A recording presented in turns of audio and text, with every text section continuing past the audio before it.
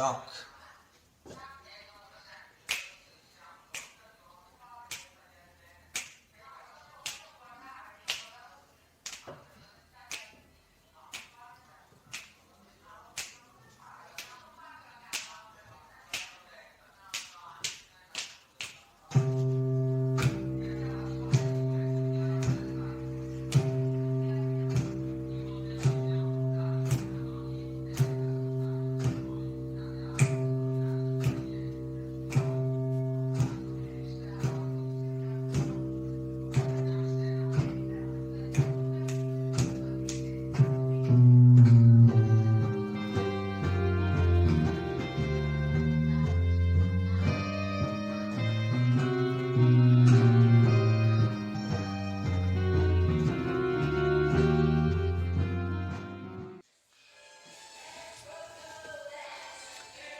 Let's rock.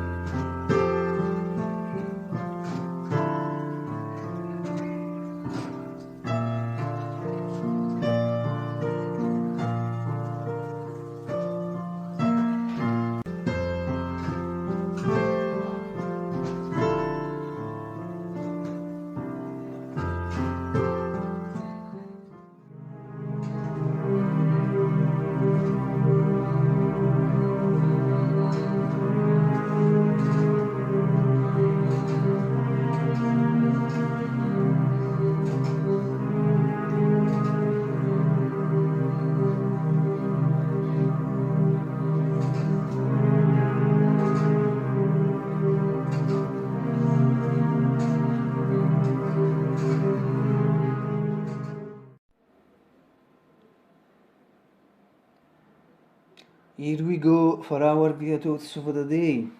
Yes, innanzitutto purtroppo c'è stato, diciamo, un imprevisto, il mio portatile oggi non si è acceso, cioè penso sia un problema di batteria, non va, e di conseguenza, diciamo, avrei dovuto caricare, vedente il pezzo successivo tastiera, è un pezzo di Bach ancora, ricordo per il suo compleanno, sarebbe la sesta parte del mio tributo, credo la terz'ultima, per il suo compleanno avrebbe fatto 337 anni lo scorso 31 marzo se fosse stato ancora vivo, però appunto, e quindi avrei dovuto parlare di questo pezzo, però purtroppo non posso farlo più perché non posso caricare il video, perché poi diciamo, ho tutta la memoria e sto utilizzando un altro PC, quello fisso, però purtroppo questo PC fisso non apre la mia memoria esterna e di conseguenza non posso modificare, insomma non posso fare nulla. Però per quanto riguarda questi video del report, sono video nuovi, sono le uniche cose che posso fare in questo momento, quindi mi devo arrangiare un po', però magari sperando che per domani già risolva la situazione, poi ci ritorno di nuovo sopra su questo punto. Ad ogni modo, quando ieri ho parlato del fatto dell'anniversario di 3 anni della mia prima pubblicazione sul mio primo video, Lara Palmer Steam, sul gruppo Facebook, in realtà però un primo video effettivo a un'altra tastiera che non è questa, ma era un'altra, un po' più piccola, 5 ottave, sempre la Yamaha però, sempre la Yamaha,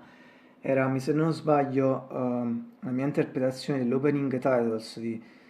Blue Velvet e risale ad aprile del 2016, c'avevo anche gli occhiali in questo video, non so se l'avete visto, ma se l'avete visto si tratta appunto di questo mio video che in realtà sta su Instagram, è su Instagram, solo su Instagram lo caricai, lì era proprio un periodo in cui non ero sconosciutissimo, proprio non caricavo zero, proprio niente di niente.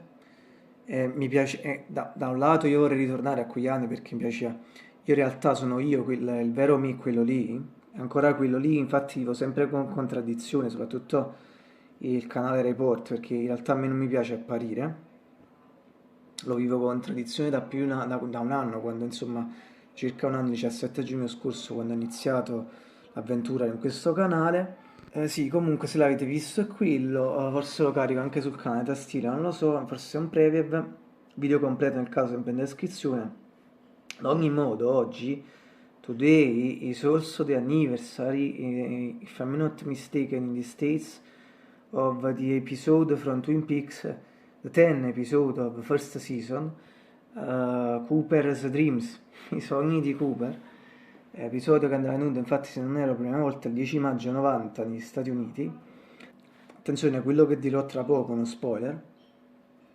quindi per quei pochi che non avessero visto la serie, per cui non sentite.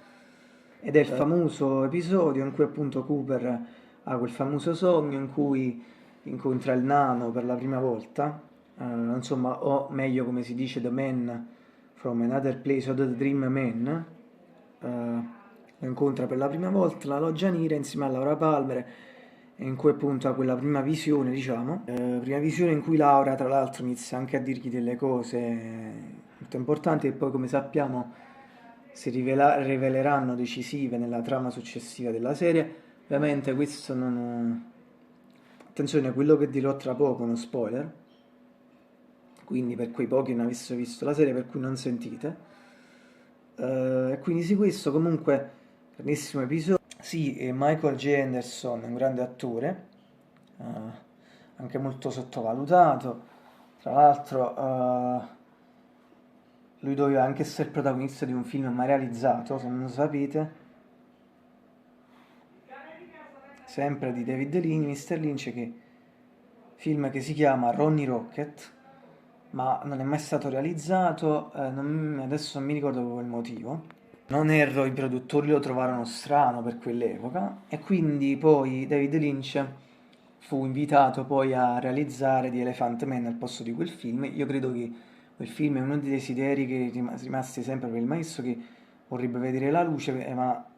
quando spero prima o poi la rivedrò, però cioè, c'è una certa età, insomma, vedremo. Comunque è un progetto che c'è, mai realizzato, vedremo, chissà, si potrà realizzare un giorno. Comunque so anche che poi con Twin Peaks Return, che non è stato chiamato, Michael J. Anderson ha avuto delle frizioni negli anni passati col maestro, almeno questo è quello che so io. Comunque sì, grande episodio, quello, grande episodio. incredibile come, diciamo, poi sempre me lo chiedo, Mr. Lynch abbia creato quelle cose lì, abbia partorito quelle cose. Certamente c'è anche molto riferimento all'arte, a De Chirico, a tanti pittori surrealisti. De Chirico è il primo esempio lampante, lo dico anche in onore dell'Italia, sono italiano, però veramente c'è in quella stanza rossa tutto il rifacimento a tante opere surrealistiche, secondo me, però veramente uno se lo chiede sempre come ha fatto il suo genio a partorire quelle cose, insomma, l'estetica, quelle stanze, quegli oggetti, eccetera. In onore di quell'episodio, comunque l'anno scorso, caricai delle mie interpretazioni, alcune anche risalenti, una risalente in realtà, la ricondivisi al compleanno di Michael G. Anderson, 31 ottobre. Comunque caricai una mia suite sul Dance of the Dream Man, alcune versioni che ho interpretato appunto nel passato. Volete, se avete visto dei breve, sono sempre dei breve, link completo sempre in descrizione, però forse per l'occasione sto pensando sto riprovando il pezzo anche con la base stavolta, perché in quel caso non ero così esperto, comunque non ho mai suonato senza basi, però adesso sto provando a fare una nuova versione con la base jazz, e appunto può essere che la carico domani, nel caso poi metterò, questo caricherò il video, poi ovviamente inserirò il breve stesso domani, il video tuzzo di domani. Sì, Dance of the Dream Man ovviamente è uno dei più grandi pezzi, ti prende una droga, per quanto mi riguarda, di Angelo Badalamenti, e ci sono anche tra l'altro sempre degli elementi, anche Laura Palmer Steam che è un pezzo dominante in tutti gli altri pezzi di Twin Peaks, ci sono sempre degli elementi di quella melodia che ritornano, e qui anche in particolare Audrey's Dance, la parte finale in questo pezzo Dance of the Dream Man, così come la base è la stessa di Freshly Squeezed, anche se lì è un po' più lenta. Tra l'altro sì, poi questa Dance of the Dream Man la usano anche spesso in un programma di calcio che vedo io ogni martedì notte, lunedì sera, ma in realtà martedì notte. Questo perché secondo me il conduttore Piero Gambretti, ma anche le componenti della troupe, della regia, eccetera, secondo me sono dei grandi, insomma, dei grandi uomini di cultura, altrimenti non citerebbero il pezzo. E lo trovo anche molto simpatico questa citazione perché nel calcio fa anche un po' ridere, insomma, è appunto anche lì completamente surreale. Caso che non posso scaricare questi servizi, a volte hanno inserito con questa musica in sottofondo perché il sito purtroppo è privato, non posso scaricare questi video, ma sarebbe stato bello ogni tanto caricarli sul canale, appunto, in onore della musica, anche pensando a quell'episodio, eccetera, in cui si sente, se non erro, no, no, per la prima volta il pezzo si sente quando Cooper arriva a Twin Peaks, poi lì si sente una terza, quarta volta forse, adesso non ricordo perché non faccio un rewatch di Twin Peaks da praticamente 2 anni, anche un po' di più, quindi questo. Sì, comunque credo di aver detto tutto, speriamo di risolvere subito questo problema del mio computer, spero di sì, altrimenti non posso caricare appunto quei pezzi precedenti di tastiera. Credo di aver detto tutto, nel caso mi sia qualche altra cosa in mente, ma se lo raggiungo in descrizione. Have a great day again, a domani!